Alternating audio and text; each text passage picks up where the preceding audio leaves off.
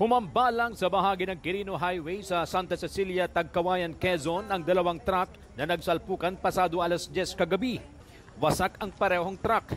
Ang boom truck nawalan umano ng preno sa kasumalpok sa kasalubong na 10-wheeler habang nasa pababang bahagi ng highway. Dead on the spot ang driver ng boom truck matapos maipit sa kanyang pwesto. Pahirapan naman ang pagsagip sa sugatan na driver at pahinante na naipit din sa loob ng 10-wheeler. Ayon sa mga otoridad, bago iyan ay nauna nang nahagip ng boom truck ang isang motorsiklo. Kritikal ang rider at kanyang angkas na isinugod sa ospital. Halos 4 na oras ang lumipas bago tuluyang maalis ang mga nadisgrasyang truck. Patuloy ang investigasyon. Wala ng buhay at may nakatarang pang kutsilyo sa dibdib ng matagpuan ng isang lalaki sa kanyang bahay sa Antipolo sa Rizal kahapon. Ayon sa Antipolo Police, pinsan ng biktima ang nakadiskubre sa bangkay nang puntahan siya sa bahay. Nang nag-iimbestiga ang mga pulis sa lugar, nakita nila ang isang lalaki na di mapakali. Sa tulong ng mga saksi, napag-alamang ang 20 anyos na lalaki ang huling kasama at kainuman ng 50 anyos na biktima noong Lunes. Base po sa kwento, nagkapikunan po itong dalawa, napikon po itong ating suspect. Kaya po nagawa niya po ito. Dala na rin po ng matinding kalasingan. Inamin ng suspect na siya ang sumaksak sa biktima matapos nilang magkaroon ng pagtatalo. Napipikaw ako sa kanya, dami niya kasing sinasabi. Nagsisiyahan ko dahil pero uli na.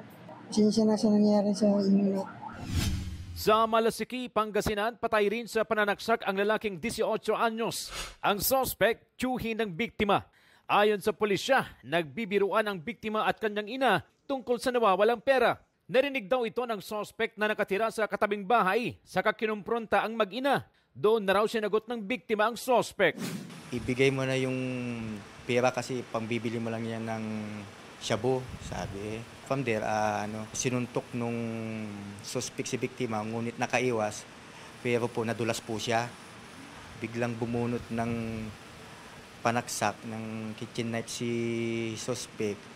At nung tamang-tamang patayo na si biktima, doon niya po nasaksak. Doble ang pagdadalamhati ngayon ng kinakasama ng biktima. 3 buwan pa lang kasi mula nang masawi ang kanilang anak. Sobrang sakit yung ginawa nila. Asawa ko. Wala silang awa. Sobrang sakit sa akin kasi nakasanayan ko. Lagi kong kasama. Arestado ang suspect na nahaharap sa kasong homicide. Tumanggi siyang magbigay ng pahayag. Para sa GMA Integrated News, ako si CJ Torida ng GMA Regional TV, ang inyong saksi.